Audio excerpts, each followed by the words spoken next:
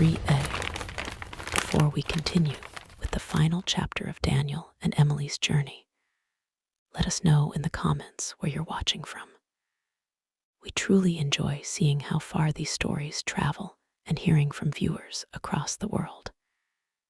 If stories about love, perseverance, family, and redemption inspire you, take a moment to subscribe and turn on notifications so you never miss another emotional story. Your support helps us continue bringing powerful stories like this one. Now, let's continue. Daniel's eyes slowly opened to the unfamiliar white ceiling above him. The steady rhythm of a heart monitor echoed through the quiet hospital room as doctors and nurses hurried to his bedside. Every part of his body ached, and even the smallest movement sent pain through his ribs and legs. He tried to speak, but only a whisper escaped his lips. His first question was simple. Where's Emily? The medical team exchanged uncertain glances before gently explaining that he had been unconscious for nearly 3 weeks following a devastating private jet crash. Daniel struggled to understand how so much time had disappeared. His mind replayed fragments of the flight, the violent shaking of the aircraft, terrified passengers, and then complete darkness. He had survived against every expectation, but the world outside those hospital walls had continued without him. Because of the confusion surrounding the crash and the condition in which rescuers had found him, officials had mistakenly believed there were no survivors.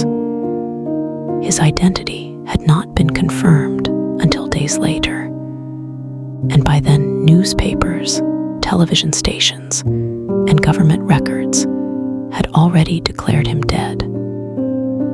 The realization settled over him like an unbearable weight. Somewhere, Emily believed she had lost him forever.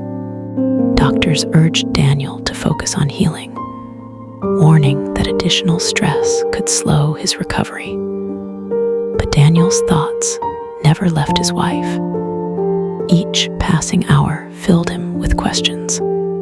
Had Emily been able to cope? Was she surrounded by friends? Had his family comforted her the way he would have wanted? Every possibility raced through his mind. Once he regained enough strength to sit up, he reached for the television remote beside his bed. The first news report he found stopped him cold. There on the screen was his own smiling photograph beside the words, "Business leader remembered after tragic plane crash." The report showed clips from his memorial service, interviews with community leaders, and images of his funeral. Daniel stared in disbelief as he watched mourners placing flowers beside the casket that had carried his name. Then, the camera focused briefly on Emily standing alone beside the grave, her face pale with grief. Daniel's eyes filled with tears. He had survived, yet the woman he loved had endured the pain of burying him. Determined to contact her immediately, Daniel borrowed a nurse's phone. He dialed Emily's number from memory. The call went unanswered. He tried again later, still nothing. He called his home, no answer. He called his office, expecting to hear familiar voices, but instead reached a receptionist he had never met. She politely informed him that Mr. Carter was deceased, and the company was now under interim management directed by his family. Daniel remained silent for several seconds before quietly ending the call. Something felt terribly wrong. Emily would never disappear without reason, and his company would never have been handed over so quickly unless someone had already begun making decisions in his absence. Against medical advice, Daniel insisted on leaving the hospital as soon as doctors considered it safe enough for him to travel. Walking remained painful, and a cane helped support his injured leg, but nothing could stop him from returning home.